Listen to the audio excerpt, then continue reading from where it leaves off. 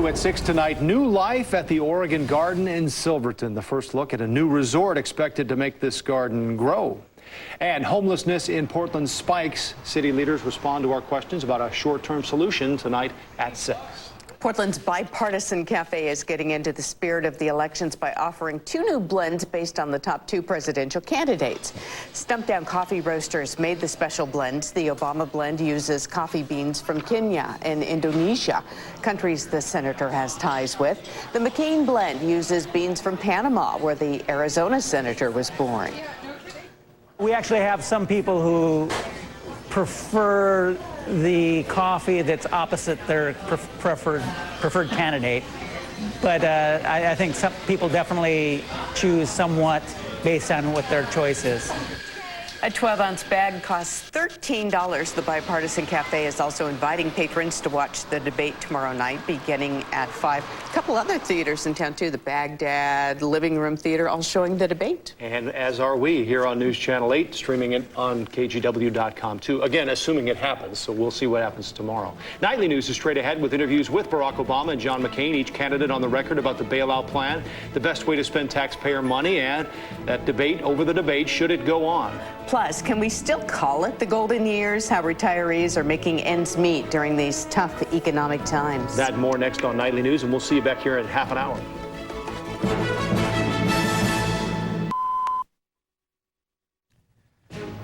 On our broadcast here this evening, the big deal. The talks go into the night here in Washington on that plan to bail out the economy. We'll have today's extraordinary meeting between Bush and Obama and McCain. Our conversations tonight with both Obama and McCain, and the bottom line on this deal. Under pressure, how this economy is hitting retirees in our country, many of them forced to watch as what they saved now gets dragged down. And Rock of Ages, a former Beatle, puts on a show that was put off for a long time. Nightly News from Washington begins now.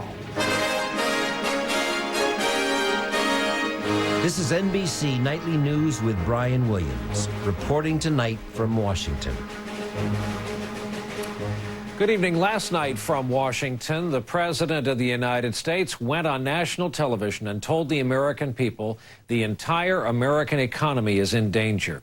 Tonight, the enormous package of spending that the administration says is the best way to save it is being negotiated inside the U.S. Capitol behind us. Earlier this evening, the president sat in the cabinet room at the White House with both men who are running to replace him in office in the election we're having just 40 days from now. We'll hear from Senator Obama and Senator McCain in just a moment, but we have a lot of ground to cover tonight, beginning with this so-called bailout deal. NBC's Tom Costello is behind us in that Capitol. And Tom, is there a deal? Not yet. Many House Republicans do not like this at all. They don't want to spend $700 billion buying up bad mortgages. The House Republican leader is not on board. But many other congressional Republicans and Democrats are, and they worked out a lot of details today. And they say that they see what happened at the White House today as political theater. Detouring from the campaign trail, Senators McCain and Obama arrived in Washington this afternoon to meet with President Bush and congressional leaders negotiating the biggest government bailout since the Great Depression. And this meeting is an attempt to move the process forward. But earlier in the afternoon, Democrats and Republican leaders of both houses emerged from closed-door meetings. We've reached a fundamental agreement on a set of principles To say they'd already resolved key issues without McCain or Obama, including congressional oversight of the bailout plan, limits on compensation for executives at bailed-out companies, and for taxpayers an ownership stake in those bailed-out companies.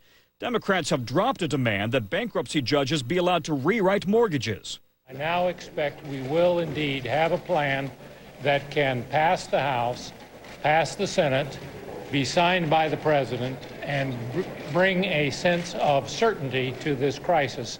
But Republicans have trouble in the House, where many conservatives remain ideologically opposed to a government bailout and have not agreed to any plan. The plan, a $700 billion bailout, would be given to the very people who are responsible for this financial mess. Wall Street money grabbers. Meanwhile, House Speaker Nancy Pelosi today said once the Wall Street bailout is approved, Democrats want a bailout for Main Street. We intend to proceed with a very lean but important stimulus package.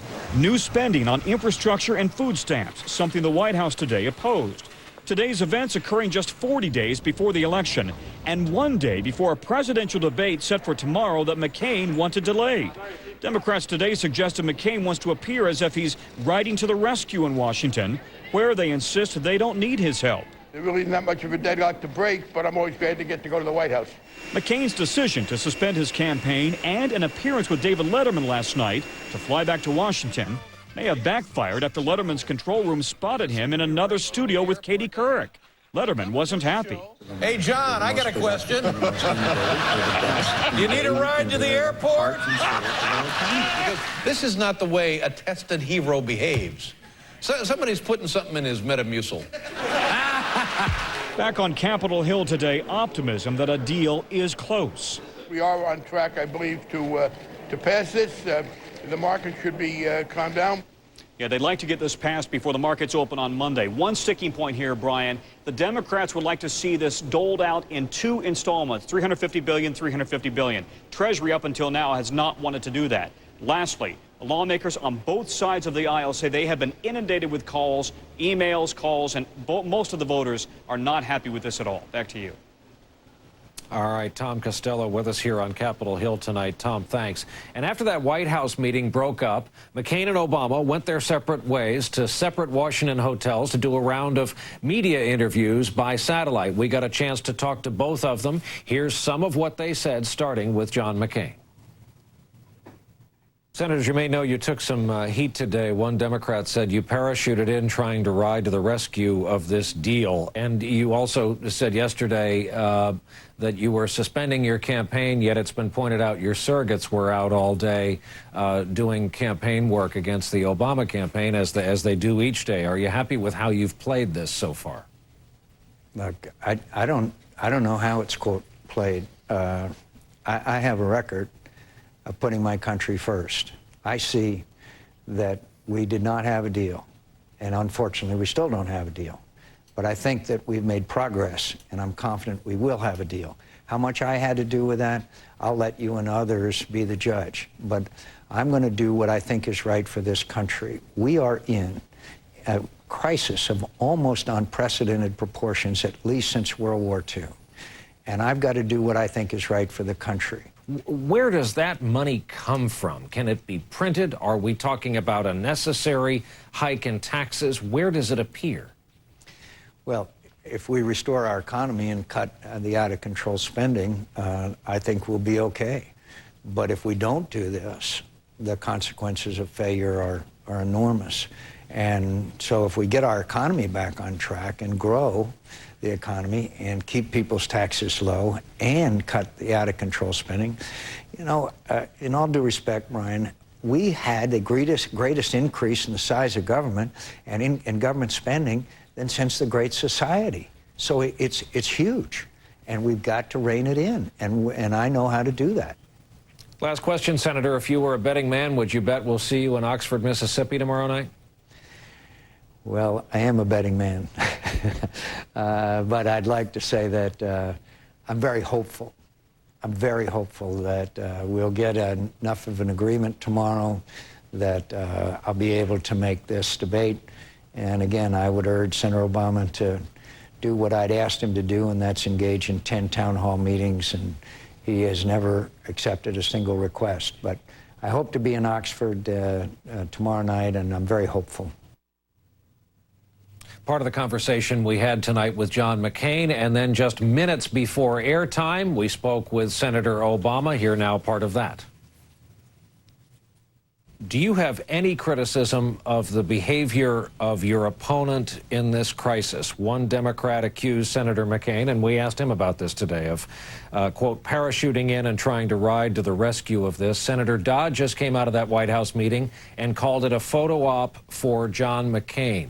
Have you anything to say? Sometimes if you inject presidential politics into some delicate negotiations, it's not necessarily constructive.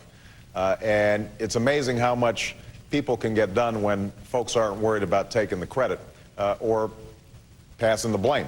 I think we had seen some progress, and my hope is that we can build on this progress around 4 principles that I care deeply about in whatever deal gets struck. That we have to make sure that there's strong oversight. I think that Secretary Paulson's acknowledged that. We have to make sure that taxpayers are treated like investors, that they're getting money back out of this deal that they're putting at risk. I think there's some acknowledgement there.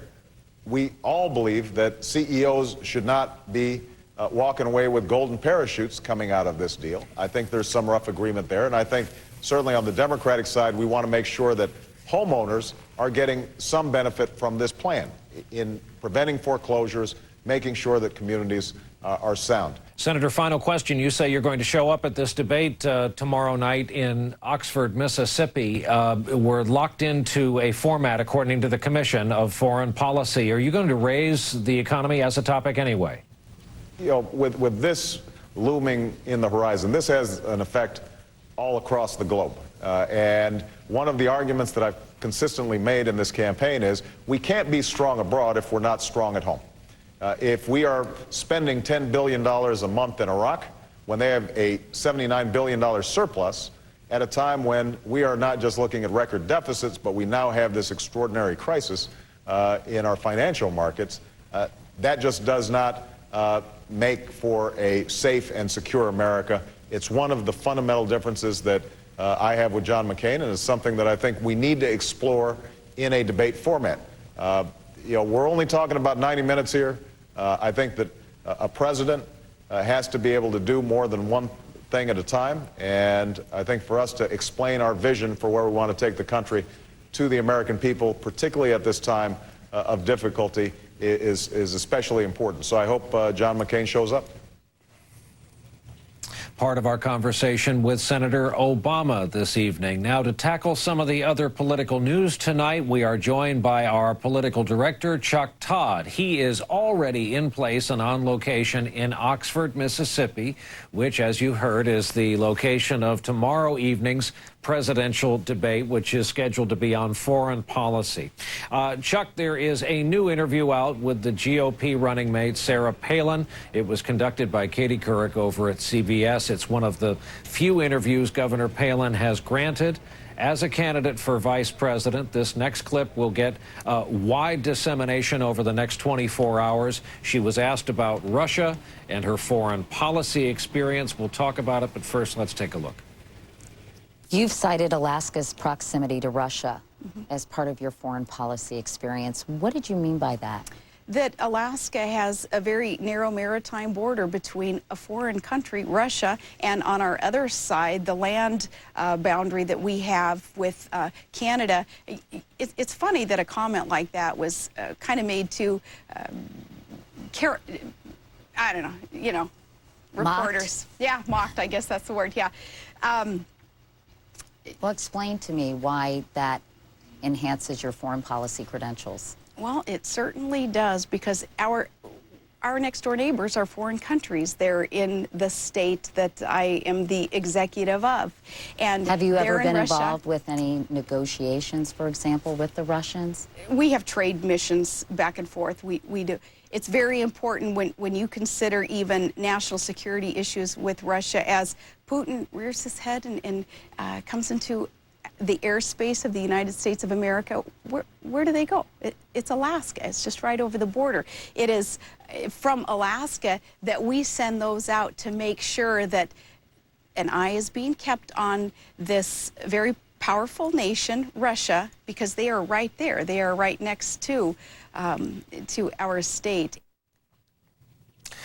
Governor Palin with Katie Couric from earlier this evening. Chuck, as we mentioned, this will get wide play, and in part what's going on here, the American audience is still taking their measure of Governor Palin, still getting to know her since that well-received convention speech. What kind of a week has the Palin wing of the McCain campaign had, and what's the state of play here?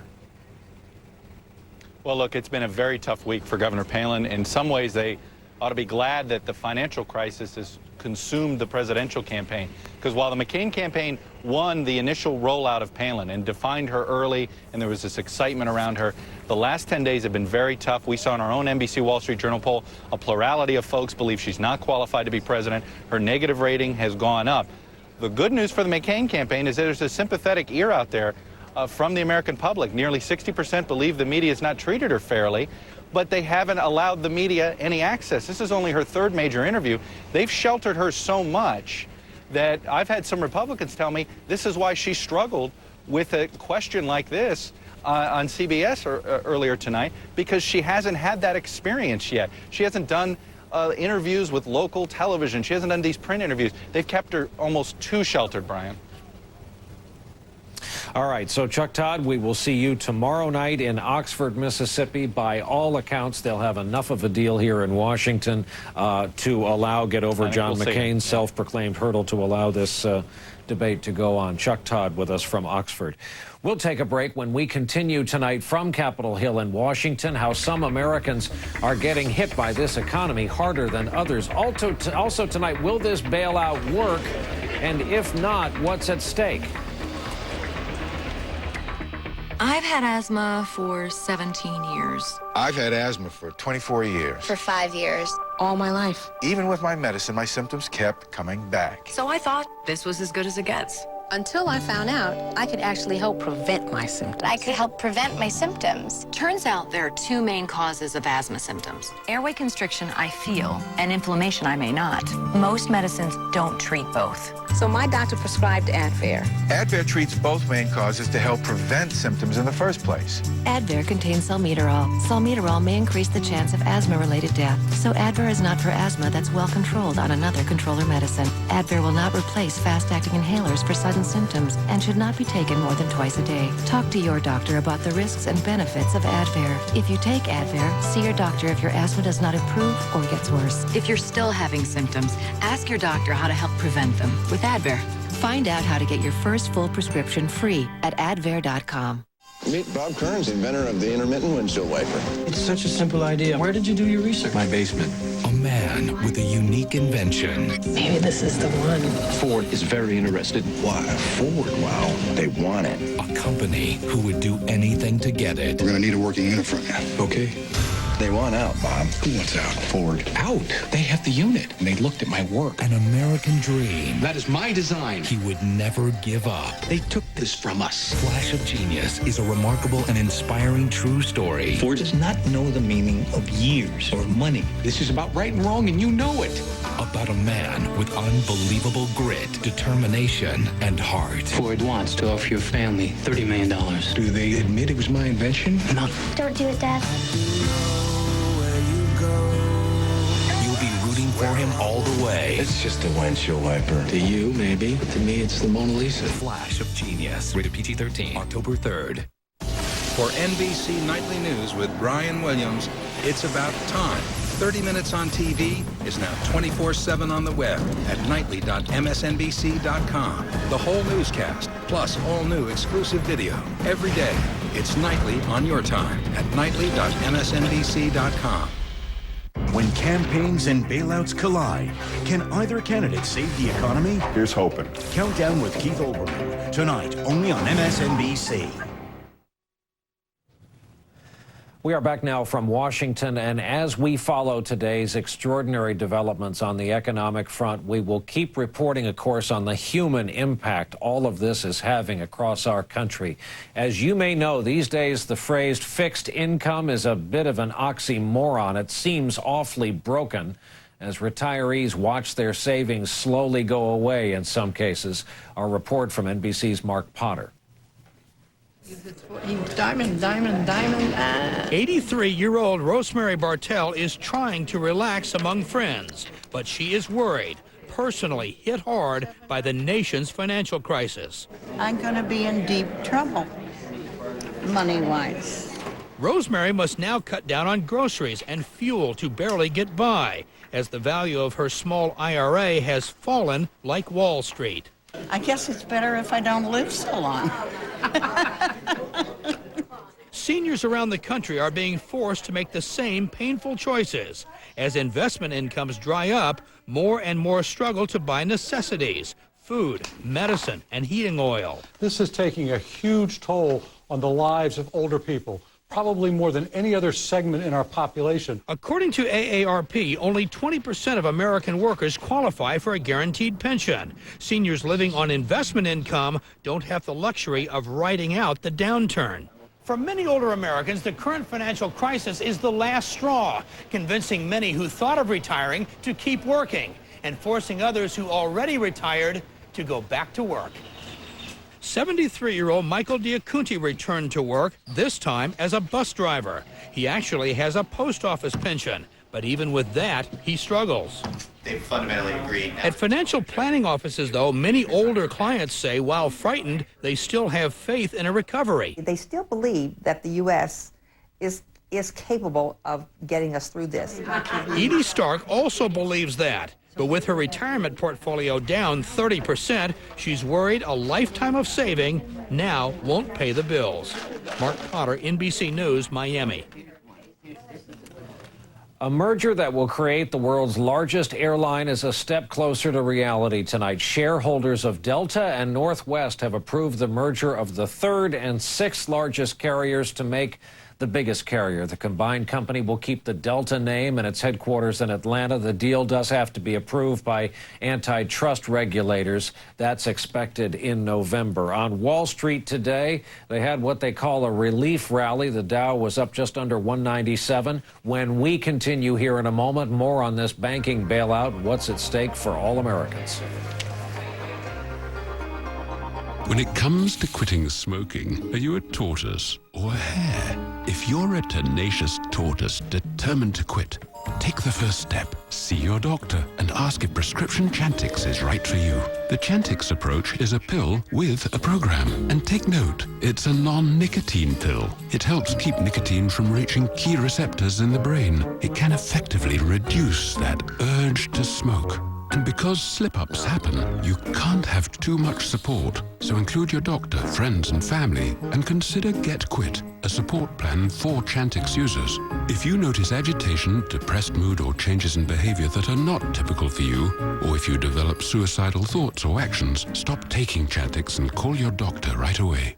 Some patients have had these symptoms while taking or after stopping Chantix. Talk to your doctor about any history of depression or other mental health problems which may worsen while taking Chantix. Tell your doctor which medicines you're taking, as they may work differently when you quit smoking. Chantix dosing may be different if you have kidney problems. The most common side effect is nausea. Patients also reported trouble sleeping and vivid, unusual, or strange dreams. Until you know how Chantix may affect you, use caution when driving or operating machinery. The quitting road isn't for sprinters, but stay with it. Studies show 44% were able to quit at the end of 12 weeks. So talk to your doctor about the benefits of quitting smoking and ask if Chantix is right for you.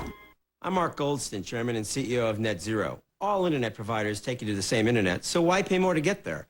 Net Zero is only $9.95 a month, and we give you a 30-day money-back guarantee. Call 1-800-NET-ZERO or visit netzero.com. Hey. You got everything I need, right? Chicken breasts? Yes. Carrots? Yes. Celery, parsley, onions and garlic? Garlic and onions, yeah. The ingredients make all the difference. Progresso just tastes better than condensed. Progresso, what a soup should be. I started drinking Silk because I wanted to get healthier. I poured a glass of the Silk. I had just poured the container and I drank it, and it tasted really good. So I go to John, come here for a minute, come and try this. So he comes over and he takes the glass and he drinks and he goes like, wow, that is good. It's really good. It's creamy, it's tasty. I said, I know, it tastes great. He got thumbs up from Rose, if that means anything to anybody. Silk has soy protein, antioxidants, and omega-3s, plus all the calcium and vitamins A and D of milk. Silk. Take a step forward. Making the best of a bad economy. What's the upside for consumers, investors, and homeowners? Finding the silver lining. Tomorrow on Today on NBC. The first presidential debate. NBC Nightly News tomorrow. Digital TV has better picture, better sound, more channels. But in 2009, when broadcast TV goes all digital, will you lose your signal? Go to dtvanswers.com or call this number to learn about TV's switch to digital. With so much at stake in the proposed bailout of the banking system being worked out quite literally inside that U.S. Capitol behind us, we asked Dylan Ratigan to take a step back and look at the big picture here. Will this bailout work, and what's at stake for the economy and for all of us? This is an extraordinary period for As the Bush administration and Congress hammer out the details of the bailout package, markets are still jittery. The ongoing worry? Instability in the so-called credit markets, where banks lend to businesses and individuals large and small. Because of the relaxed lending standards and considerable risk-taking on Wall Street, those markets are largely frozen. Banks are now hoarding their own cash, afraid to lend out money, and when they do lend, it's at very high interest rates and only to the most qualified borrowers. Sign this for me here. This credit crisis threatens Americans' access to loans and potentially their jobs. That's because our economy is dependent on the ability to borrow money at reasonable rates. Supporters of the bailout package argue the $700 billion will help that. Taking over the bank's so-called bad mortgages would once again free them up to lend money. But those opposed say this plan does not address the root of the problem, housing, with plummeting home values and trillions of dollars worth of homes on the market. And they fear because the plan is so big, if it doesn't succeed, the U.S. will be left with few alternatives to resuscitate its rapidly slowing economy. The price tag may seem like a lot, but the administration hopes it will get at least some of that back. Whether they do is dependent on how well they're able to place a value on those complicated mortgages and what happens with all those houses for sale. The bottom line, the hope is this will drive lending prices down and make credit more accessible. Smaller efforts to do just that over the past year have been met with little or no success. The administration hopes that throwing everything at the problem will ensure the credit crisis does not get worse.